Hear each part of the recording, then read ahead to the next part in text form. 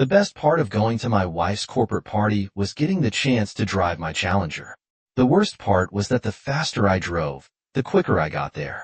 The party was being held at the company's lodge, and there was a smooth 30-kilometer stretch of road leading to it. No stop signs, no traffic lights, no jams, just an open road waiting for the Challenger to do its thing. It also meant no gas stations or stores along the way. Donna and I had been drifting apart since both our daughters got married. I had hoped for the opposite, but it wasn't meant to be. Donna insisted I accompany her to this event, even though I made it clear I didn't want to go. She usually went to these things alone. Donna enjoyed drinking, and I didn't. I sometimes had a beer. She was a social butterfly, and I wasn't. Over the past year, I had suspected she was having an affair. At that point, I didn't really care. I think that was one of the reasons we were growing distant. I was just waiting for the right moment, looking for a way out of this uncomfortable relationship. I needed a way to end our marriage. I have to admit that I might be the reason my wife decided to look for greener pastures. You could say I'm a bit of an eccentric minimalist. I grew up in a very poor family. My brothers and I had far less than most kids our age. By that, I mean things like bicycles, toys, pets, trendy electronic gadgets, and the like.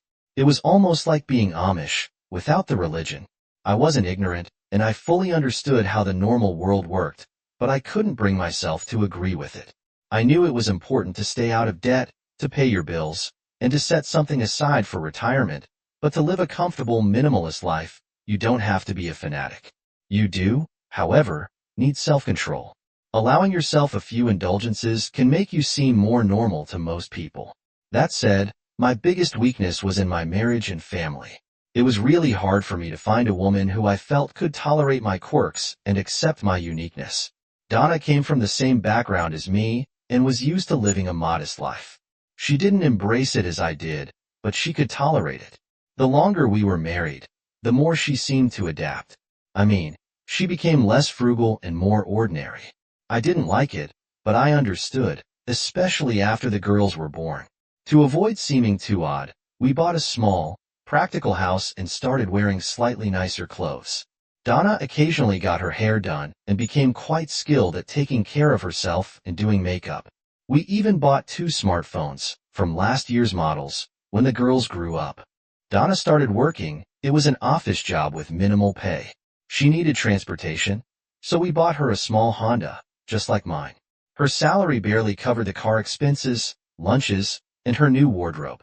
It wasn't much, but I was fine with that. My name is William Smith. It's the most common name a person could have. I work as an assembly worker at a local company that manufactures industrial compressors. The job is quite repetitive, but I enjoy it. The position and the peace suited me. Every now and then, I was offered a promotion, but I turned it down. I never told Donna my second indulgence was something I kept hidden from my wife. I felt it was wise to save for retirement whenever I had the chance. I bought 10 gold Krugerrands, and I had over 30 of them in the safe in the basement, and I was just getting started. My last indulgence was the 1970 Challenger. My older brother, John, died while working on an offshore oil rig. He left the Challenger to me in his will. I could afford to maintain it myself, but the insurance premiums were brutal. Donna did well working at Gilbert's. She regularly received pay raises and promotions during her first year. She talked a lot about her job, but then it started to tap her off. Now, she rarely mentions anything about work or the people she works with. I knew something was wrong, but I couldn't figure out exactly what. I hoped to get a better sense of what was going on tonight. The company gathering was something like a retreat. It was a weekend event. I didn't feel comfortable even going to it. I had met all her colleagues at one point or another, and I didn't like any of them. That we turned off the federal highway in Holbrook, and I finally had a chance to let the Challenger speed up. It responded exactly as I expected. Donna was uneasy because of the speed, but she kept quiet. Yes, I was definitely exceeding the speed limit. No, I didn't care. Bill, what's the rush? We've got plenty of time to get there. Why don't you slow down a bit? I'm not in any hurry to get there. You know full well I didn't want to go at all. I'm just using this time to give the car a good run. The car needs to stretch its legs every now and then. Please try not to spoil my mood. This weekend is important for my career. Mrs. Simpson said it would be important for you to be here too. Marge Simpson, the wife of the company's president, Glenn Robertson Simpson, was old money and an old business. Why? What do you mean? Why is it important for me to attend this corporate event? I don't understand, Bill replied. It's necessary for you to fully understand my new role in the company, so that you can give me the support I need to succeed in my job, she explained. I still don't get it. I'm sure Mrs. Simpson will be able to explain it to you when we get there. She continued, I've always supported you in the past. Why is this any different now? In her new role, there were many unique responsibilities. Marge said that Bill should be introduced to them gradually, so he could fully grasp them. It might be difficult for you to understand at first, but she assured me that you'll be thrilled by the time we arrived at the lodge. My adrenaline was through the roof. It didn't take a genius to figure out what Donna was trying to imply. The weekend promised to be interesting when we arrived. Donna walked into the lodge, leaving me to carry the bags. I felt like I had been put in my place. Hey, nice wheels, Mr. Smith. What is it, a 70 or 71? That was Toby Wallace, a young employee at the company. Hey Toby, how are you? It's a 70. Toby introduced me to his wife, Bonnie. They were sitting on the front porch, but it seemed like everyone else was inside. I looked around the parking lot and estimated there were about 16 cars and one old beat-up truck at the far end. We spent the next 5 minutes talking about the Challenger. What are you doing out here? Why aren't you and Bonnie inside with the others? I asked. They're not really our kind of crowd, Mr. Smith. We were hoping to leave earlier, but Mrs. Simpson insisted we stay. We got up early today to help with the setup. All the caterers left about an hour ago. I felt something was off, but I wasn't sure what it was. I don't want to upset you, but I think it might have something to do with your wife.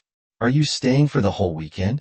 No, that's why I parked my truck on the side of the road. So I wouldn't have to worry about getting out later, Toby replied. With every passing minute, things were getting more interesting. Well, I'd better take this to our room. Let me know before you leave, okay? I said. Of course, Mr. Smith. Be careful, don't do anything foolish. Fortunately, it was just 2 small carry-on bags when I walked into the lodge. Mrs. Simpson caught my eye, smiled, and waved. Donna was waiting for me upstairs, looking a bit irritated that it had taken me so long to come in. Just in time, Bill. We have a few hours to get ready for the evening. Freshen up and put on something presentable. It's going to be a special night, and I want everything to be perfect. If you don't mind, I'm going to take a walk around the house to clear my head. I'll be back in a little while. As I left the room, I noticed a slight smirk appear on my face. It was a bit chilly, which made my walk a little more pleasant. As I estimated earlier, there were indeed 16 cars, mostly Mercedes, a few Jaguars, and a couple of Lexuses.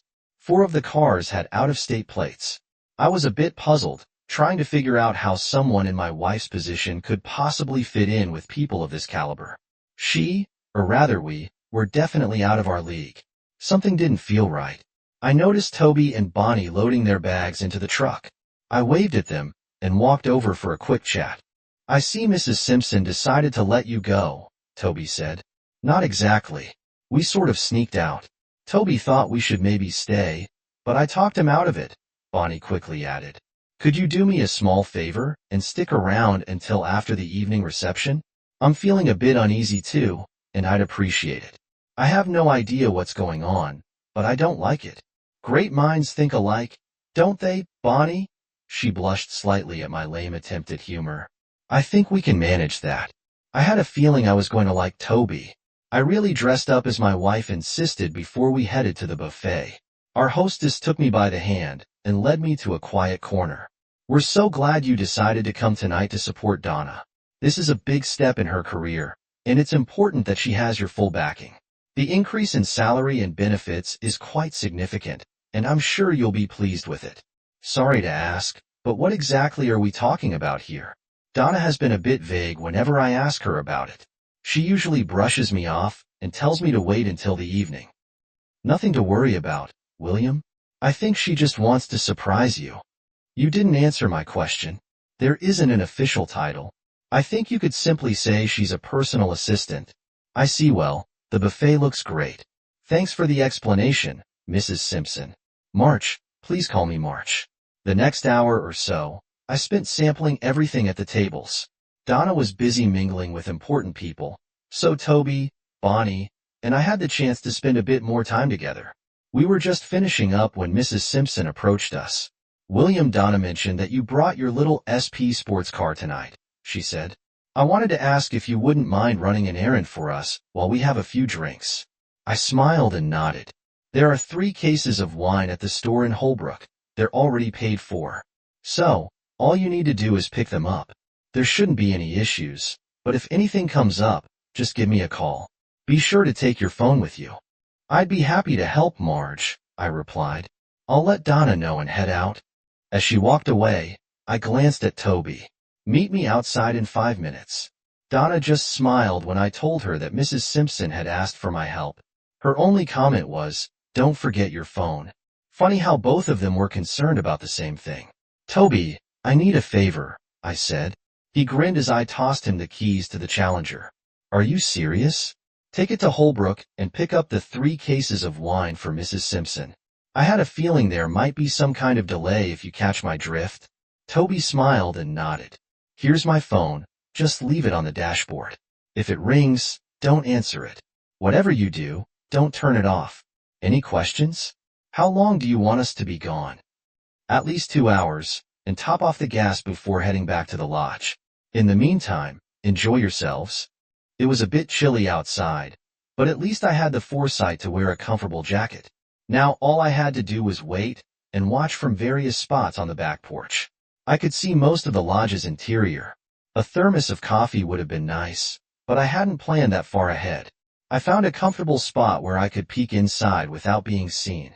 Donna seemed to be the center of attention. I still didn't know why, but I had a pretty good idea.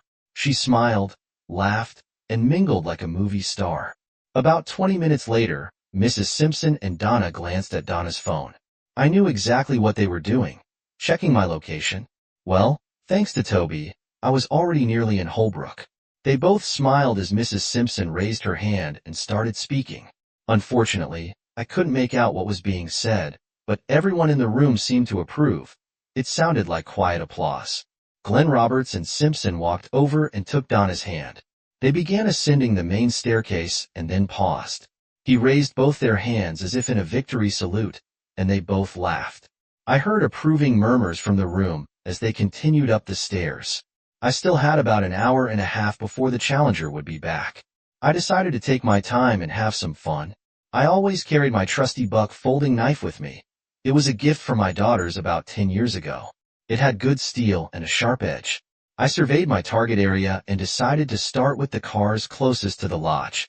There was no rush. I carefully placed each valve stem cap in my jacket pocket. I didn't want to lose anything or leave a mess on the Simpsons' driveway. 16 cars and 64 valve stem caps. I still had nearly an hour left. What to do? What else could I do? 4 cars were locked.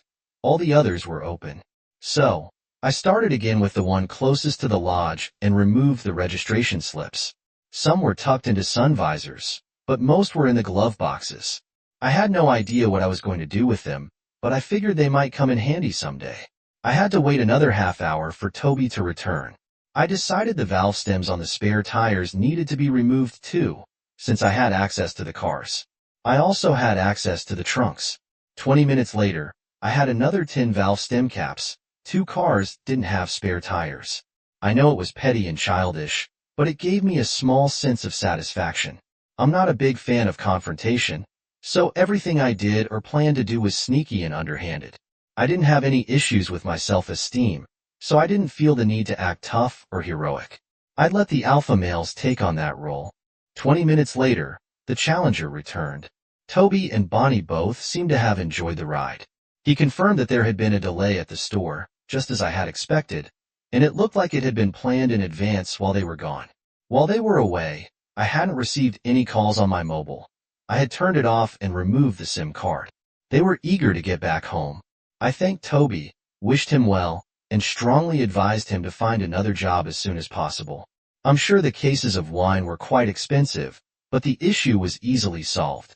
I just placed all 3 cases on the lodge's porch. I definitely didn't want them accusing me of stealing anything. The drive home was relaxing. There wasn't much left in the house that was important to me. A few personal papers, my laptop, and my Kruger anise. Initially, I had planned to set the house on fire before leaving, but that would have made Donna look like a martyr. I didn't want that. I was back on the road for 2 hours. I didn't feel the need to leave a traditional note or the wedding ring. Let her figure it out on her own. I wasn't in a hurry and didn't have a specific destination in mind. I drove for 2 days. It was Monday morning when I called work to inform them. I asked for my last paycheck to be sent to my parents' house in Carlisle. They weren't happy that I quit without notice. I apologized but didn't offer any explanation. You can always count on a good breakfast at a diner along the way. I picked up a local classified paper and found an interesting ad for a night stalker position at a nearby supermarket. They were looking for someone to stock shelves from 10 p.m. to 6 a.m. After breakfast, I stopped by the supermarket. It was in an eclectic old neighborhood in Chattanooga. I spent the next hour driving around the area. There were a lot of old craftsman cottages and a few mobile homes nearby. I could have been content in a small trailer, but I hoped for something a bit nicer. Then, I stumbled upon a sign offering an apartment for rent above a garage. I wasn't interested in the supermarket job just yet, but I didn't want to lose the garage apartment. The garage wasn't included in the rent, but when I offered $50 more per month, they agreed. It was a small apartment with 1 bedroom and a half bath. There was some basic furniture, a bed, a dresser, a table, and chairs. The rent was reasonable, and the location was convenient, so I took it. I would deal with the bathroom issue later. At least, I had a home for the challenger. The situation at the supermarket was a bit different. They had plenty of applicants, but not enough to feel comfortable leaving them alone in the store overnight. I explained my situation to the owner and didn't hold back. The decision to hire me was made when I offered to work behind closed doors, with no benefits, and for $1 less than they were planning to pay. They didn't even ask for my social security number. I was happy, and they were satisfied. It was only a 10-minute walk from the apartment. I spent the rest of the day settling into my new place. The landlord gave me the access code to his internet, which I thought was a nice touch. After a quick trip to the local mall, I had some kitchen supplies and a small microwave. I also bought bedding and cleaning products. That night, I canceled my life insurance policies. I decided not to bother with bank accounts or credit cards. What harm could it do to her? Both of our daughters were married now, which made my leaving a bit easier. No grandchildren yet, but I'm sure that won't be the case for long. I called my daughter, Laura, to let her know I was fine and asked her to be ready to help her mother if necessary. Laura knew I had left, but Donna hadn't given her any other information. She promised to let her sister, Linda, know. I deleted all calls from my wife and turned off the phone again. I needed a shower, maybe tomorrow. Not everything was perfect. I needed to find a secure place for my gold. I knew what I had wasn't considered significant by most, but it mattered to me for some odd reason. I ended up getting a safety deposit box in Huntsville, Alabama, hoping they wouldn't be able to trace it back to me in Chattanooga. Of course, I was completely wrong, but at least I felt like I tried. It was almost a 2-hour drive, but I didn't mind. The garage door at the apartment was fairly secure, but I installed a new latch and a heavy-duty lock, just to be sure. I had to protect my CA deed. It didn't take me long to settle into the new job. For the first 3 evenings, I worked with another man, and then they left me on my own. I didn't need to deal with anything in the grocery or meat departments. The biggest challenge was the frozen food section. After the first 2 weeks, I had everything under control. For $20 down and $10 a month, I got a gym membership, which solved my shower problem. The downside was that I had to give them a credit card number. This led to another trip to Huntsville to get a credit card from my new bank. I was starting to realize how hard it was to completely disconnect from the system. Some adjustments were necessary. I had no idea how hard Donna might try to find me, or if she would even try at all. To hell with it, I thought. I'll deal with that problem if it ever came up. In no time, I fell into a routine. I started work at 10 p.m. and finished at 6 o'clock. It was a 20-minute jog, or a 30-minute walk to the gym. Initially, I joined mostly just for the shower, but over time, I started using the other equipment as well. By the end of the first month, I was working out at the gym for nearly 2 hours every day. I was feeling better and even losing some weight. I had never considered myself heavy, but I was a bit out of shape. It was nice to get back into a routine. I felt comfortable in my new job and enjoyed it. It was repetitive, but at the same time, different. It's hard to explain, but I'm sure you know what I mean. I did my job, and they left me alone. The gym was also a good choice. In no time, I figured out which exercises I liked and which ones to avoid. I found that I didn't get any enjoyment from lifting heavy weights. Since I jogged to the gym every day, I wasn't interested in the treadmills. I started each day with a circuit workout, which took about 30 minutes, then I spent 20 minutes on the rowing machine, 20 minutes on the stepper, and finished with 20 minutes on the upright bike. I never got around to getting a TV, but I did buy a used desktop computer with a decent-sized monitor. My daily entertainment mostly consisted of watching YouTube videos. I rarely cooked, but I noticed my eating habits were changing a bit. Although it wasn't intentional, I found myself leaning toward a keto diet. Combined with my irregular work hours, I realized I was also doing a bit of intermittent fasting. After 3 months, I was feeling better and had lost some weight. It was time to call my daughters again. This time, I called Linda. "Hey Linda, it's your dad. Well, it's about time. We've all been worried about you. Are you okay?" "Yes, I'm doing great. Don't worry about me. I've always been able to take care of myself. I'm just calling to make sure your mom is doing okay." "Mom's fine. Looks like she got a promotion at work and loves her job.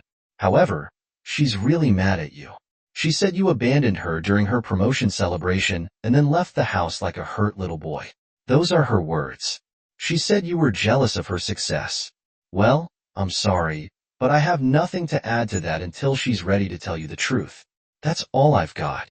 She said that things have been a little tight without your income, but with the promotion, she's managing well. I'm glad for her. Did she tell you anything about her new job?" "Just that she's making more money and gets to travel a lot." I didn't respond after a brief pause. Linda spoke again. "Are you coming home for Christmas?" "I don't think so. I'll try to send something for you and Laura. We don't need or want anything, Dad. We'd rather have you here." "Sorry about that. I've got to go say hi to Laura for me." By then, I was feeling a bit down. It seemed to me that my daughters didn't understand the situation and believed I was the cause of all the problems. I wasn't happy about it, but I didn't feel the need to explain myself. It was clear that my wife had no remorse. I found myself growing a little bitter from what my daughter said. Donna was doing just fine without me. I still didn't understand why she wanted me to be at home. I finished off my case of black and tan and spent the weekend in a slump. My beer consumption was increasing, weeks passed, and I found that things were improving. I was doing well at work and received a promotion I didn't expect. They gave me complete freedom regarding my responsibilities, and in a very short time, I streamlined and improved the restocking system. I provided a weekly report, which they used to determine inventory levels and reorder intervals. The store's computer system already did this in general, but they seemed to appreciate the manual input. The living conditions were ideal for my situation and well within my budget. My weight had dropped, and I was starting to build muscle. With the right lighting, I could even make out a six-pack on my stomach. I stopped shaving, and now I had a thick head of hair, long enough to tie into a small ponytail. My whole appearance seemed to change, and I came across as a bit intimidating. My workouts at the gym were getting easier and a bit longer. An unexpected side effect was that I made a few acquaintances at the gym. They weren't really friends, more like people I knew.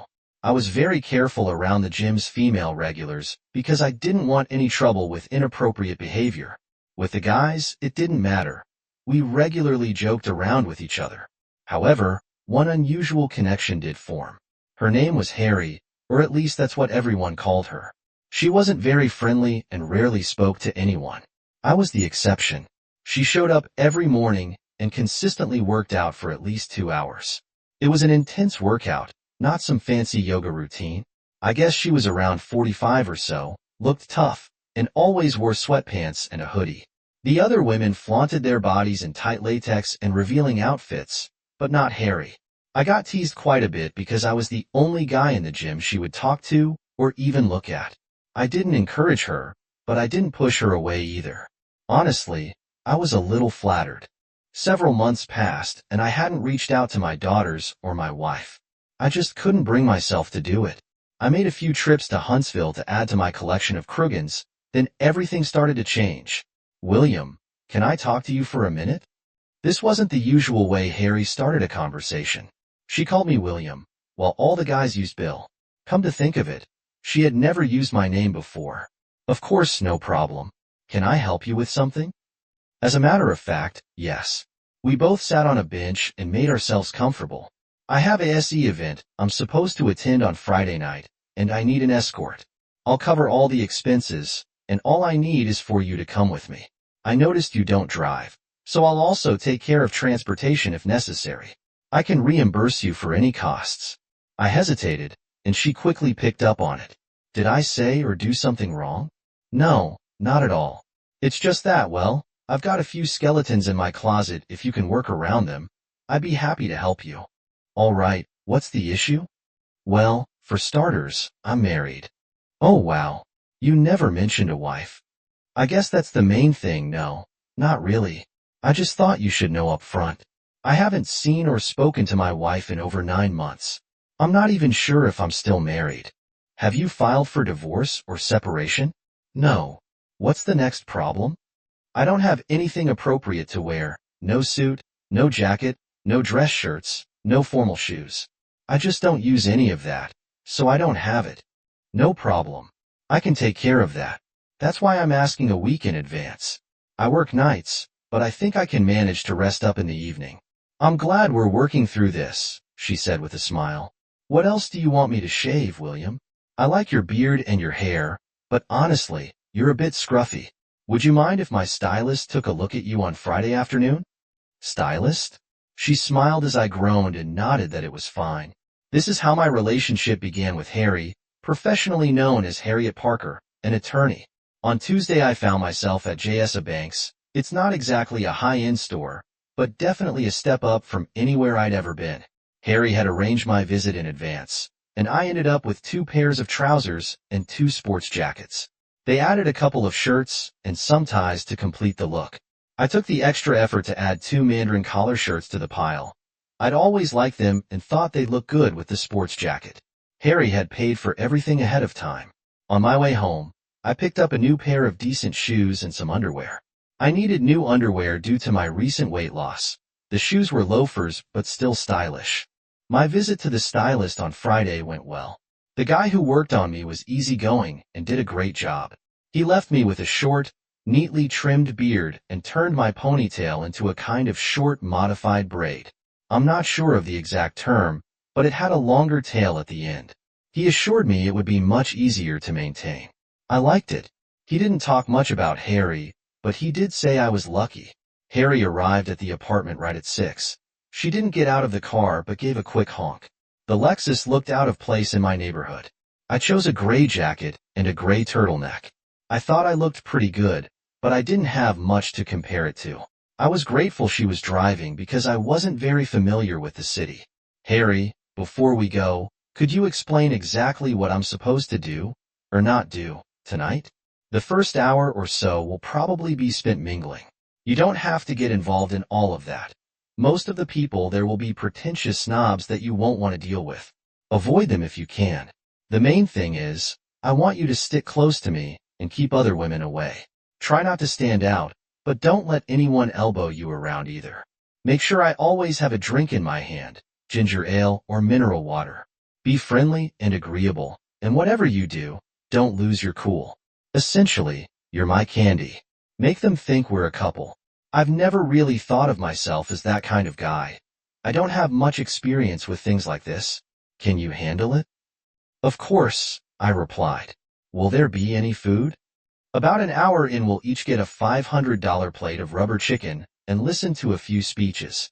Once that's done, there'll be some gift giving. Oh, by the way, you look good. That was the moment I realized I hadn't complimented her dress or hairstyle. I was definitely out of my element. The first part of the evening went exactly as she explained. I found that my role was actually a bit easier than I expected. The room was full of single men, all dressed in expensive suits and wearing large watches. Harry looked really good, and most of them knew she wasn't married. Quite a few took the time to come over and chat with her a bit, testing the waters, so to speak. I caught myself squinting at them like Charles Bronson. Surprisingly, it worked every time. I stepped back to refresh her drink. Another vulture would fly up to her. A few guys brought her drinks, which she quietly handed to me to dispose of. Harry glanced at me a couple of times and sort of smiled. Finally, we got to sit down. 300 chicken dinners appeared out of nowhere. The plate of food was pathetic. I wouldn't call myself a picky eater, but this was something else. I kept thinking about the $500. Lean toward me a bit. William, want to tear this place apart? She tried to do a Bogart impression, but it didn't quite land. I didn't respond. I just stood up, took her hand, and we quietly left. I don't think anyone even noticed when we pulled into the garage. She kicked off her shoes and tossed me the keys to the Lexus. Find us some real food, William. 20 minutes later, we were at Willie's Country. We each had a full plate and a bottle of beer. She was familiar with Tabasco. We both ignored the fries. The bibs were happily accepted while we ate. I noticed something unusual. Her evening dress had long sleeves. Most women's dresses had short sleeves or none at all. She was also still barefoot, and it didn't seem to bother her at all. Things quickly went back to normal. My evening with Harry was pleasant, though it didn't end in any intimacy. We continued our usual routine at the gym. 3 weeks later, Harry had another event that required an escort. Naturally, I agreed. I felt obligated to explain the situation to my boss, and he found it pretty amusing, given the circumstances. He told me I didn't need to ask for time off, just to leave him a note. He more or less told me that I was responsible for managing my own time. Harry's daily workouts at the gym were pretty intense. Her heart rate was up, and she sweat quite a bit. She was always fully dressed. Most of the women at the gym wore sports bras and shorts, but Harry wore hoodies and long pants. It didn't seem to make sense, but I wasn't about to bring it up. Our second evening was similar to the first, except there was no food and more drinking. More drinks meant more guys hovering around. Every other guy who approached her brought a fresh drink. I spent most of the evening collecting and disposing of unwanted glasses. One of the more persistent guys finally got on my nerves. I pulled him aside and quietly told him that if he bothered my fiancée again, I'd clean his clock. He disappeared for the rest of the evening, as did several other pests. I didn't realize I had become so intimidating after the event. We went for sushi but ended up having $40 worth of sashimi. It was another fun, platonic evening. 2 days later, Harry surprised me while I was on the rowing machine. "Why didn't you tell me we were engaged?" she asked. I was a bit confused the day before when some of my coworkers asked me about it. She didn't wait for an answer but smiled. I called Laura, and she said that Donna had been avoiding her and Linda. All Laura knew was that Donna was traveling a lot, and that people were regularly staying over at her house. I asked if her mother had filed for divorce, and she had no idea. It had been several weeks since she and Linda last spoke with her. For some reason, I got angry. The more bottles I emptied, the worse it got. The next morning, I picked up one of those flat-rate boxes from the post office and sent 74 valve stems to Glenn Simpson at Gilbert Company. I attached a short note, "Thanks for the fun evening." It had been more than a year since the party, but I was pretty sure he'd remember it. I skipped the gym that day. I didn't feel like working out with a hangover. The following day, Harry really gave me the third degree. I promised I'd explain everything the next time we had dinner together. She picked me up at 6. Harry took me to a steakhouse. It was my first time at a place like that. I dressed up nicely for her. She listened calmly and didn't pass judgment the entire evening. I got back to my apartment just in time for the start of my work shift. The next day at the gym, Harry had another question for me. Do I know anyone who was at the lodge that night? When I told her I had the names and addresses of everyone who was there, her eyes lit up. After our workout, she came over to my place, and I handed her an envelope with 12 vehicle registration documents. She grabbed them and kissed me on the cheek. "There are 15 types of lawyers," Harry said.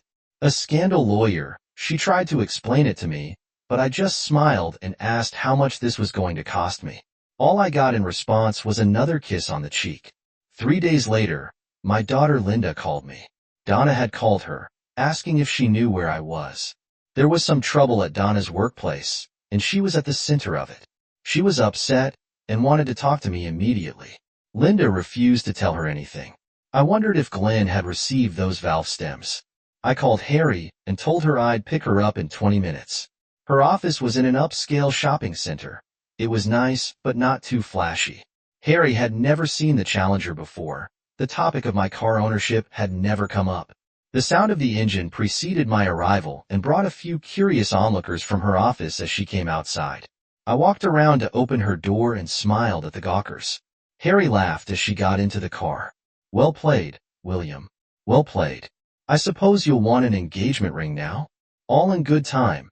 No need to rush," I replied. I kept the Challenger under control until we crossed the Tennessee River, then I started letting her open up a bit. Highway 72 heading to Huntsville is a nice stretch of road, but not the best place to show off. We sat at Dreamland for 2 hours. "William, everyone who was at the lodge that night has been served." "What do you mean?" "It's a lawsuit. The legal term is intentional infliction of emotional distress. Contributing to the destruction of a marriage, is that really a thing? It looks like all the necessary categories have been met. Their behavior was intentional, it was extreme, and it caused you significant emotional distress. That must be why my wife was upset." By that time, each of us had a plate of ribs in front of us. The conversation slowed down a bit. Harry had just finished gnawing on the last rib when she looked up. "What do you mean, your wife was upset?" "My daughter Linda called me today and said Donna needed to talk to me. There's a big problem at work, and somehow she's caught up in it. That's all I know. Glenn Simpson and Gilbert Company are facing a $1 million lawsuit. The other 11 people are being sued for $100,000 each. I'm not trying to be a smart guy, but do you think this will work? Of course, it might not be as straightforward as it seems, but I think some interesting things could happen."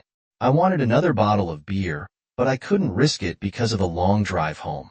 Harry, though, could take the risk, and she enjoyed the moment as she sipped her beer with a bit of smug satisfaction. I felt a bit excited as we were leaving the restaurant, so I casually asked Harry if she'd like to get a room and head back in the morning. "I'd love to, but I can't. We could leave early if you want. It's not about that. Let's just head back now. I'll explain on the way home." The first 20 minutes in the car were quiet, and then she started to open up. It turns out that 8 years ago, Harry weighed almost 150 kilograms. She decided to go on a diet and start exercising instead of opting for gastric bypass surgery. She lost 70 kilograms. Unfortunately, she was left with about 10 kilograms of loose skin. It took 5 surgeries to remove the excess skin, and now she had scars all over her body. Harry, being brave and honest, admitted that she was very self-conscious about her scars. She had avoided dating and any contact with male friends. For some reason, she felt comfortable around me, but didn't know why. I dropped her off at her house, walked her to the door, and gave her a light kiss on the cheek. She thanked me for dinner, and as I left, I noticed a small tear in her eye. That we continued our platonic dates seemed to work well for both of us. My supermarket appeared to be quite popular with the locals. In less than 2 years, they had opened 2 more stores and were scouting for new locations. The owners were serious when they offered me a full-time position as the inventory manager for all 3 branches. However, they insisted that I become a permanent employee, which meant I had to go fully legit. At this point, it didn't seem to matter anymore, so I agreed. Harry was happy, so I was happy too. A few more weeks passed. I hadn't heard from my daughters in a while, then I got a short text on my phone. Mom got fired. This complicated things a bit. Now I had a steady job with a decent salary, and Donna was out of work. At that moment, I feared I might eventually get dragged into a divorce. Then things got even worse. "William, for a change, I have some good news," Harry said, serious and all ears. 3 of the 11 people we sued have settled." "What does that mean?" I asked. "Since we filed for just $100,000, their insurance companies advised them to go ahead and pay it to avoid any public court proceedings. It was covered by their insurance, so it wasn't a big personal loss for them." "You mean we could actually make some money out of this?" "I've already received 3 checks. There might be more." Do you think this has anything to do with Donna's firing? I'm almost certain it does. Will this mess up my divorce? Have you filed yet? No, not yet. I was going to ask you to help me with that. Harry gave me a genuinely wide smile. William, pack a small bag and get the Challenger ready. We're going on a trip to see your wife. We'll leave early Thursday morning. Now I was smiling too. We left at 6 o'clock in the morning and checked into the Sharon Hotel 10 hours later. The Challenger was happy. I called Linda and asked her to invite Donna and Laura to lunch at the Reading Motor the next day. The dinner conversation was a bit awkward. Choosing from the Red Lobster menu was fun, and we ended up spending more than we had planned. We didn't mind, though, as it felt like a bit of a celebration. Our conversation was varied and somewhat confusing. Why were we both carefully avoiding the elephant in the room? We were spending our first night together.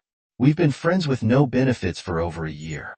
The last thing I wanted was to make her feel uncomfortable. Although I won't go into the details of that evening, I will say that it wasn't nearly as nerve-wracking as we had expected. We were both a little out of our element, but we managed to get through it with the expected results. She seemed relieved that I wasn't repelled, and I was happy that it wasn't nearly as bad as she had led me to believe. We were a pair of happy fools. In the morning, we had a late breakfast. Donna and the girls were waiting at the table when we arrived. I was wearing one of my new sports coats with a dark turtleneck. I looked good. Harry wore one of her lighter business suits, something casual yet professional. My wife and daughters looked at me in amazement. Donna, Linda, Laura, this is Harriet Parker, my trusted confidant and attorney. Harriet, this is my wife, Donna, and my daughters, Linda and Laura. It was awkward, but it was the best I could do. Before we could get into any pointless small talk, the waiter arrived to take our drink orders. I'm not hungry if you don't mind. I'll just have coffee. Donna broke the silence first. I quickly glanced around the table and came to the same conclusion. Why don't you just bring us 5 cups of coffee and leave the pot on the table? The waiter nodded, and everyone seemed to breathe a sigh of relief at this decision. It's nice to see you again, Bill. Would you mind telling us what you've been up to lately? Donna gave a slight smirk as she said this. Just working and giving you the freedom to find yourself, or whatever it is you've been doing. Harry gently nudged me under the table. You were supposed to be there for me, and you abandoned me. Maybe you needed someone, but it wasn't me. Mom, Dad, stop this. I'm sure you didn't organize this meeting just to throw jabs at each other. Dad, why are we here? Linda was firm. I could tell this was going to be a very short meeting. I felt lost and looked at Harry for any clue on how to proceed.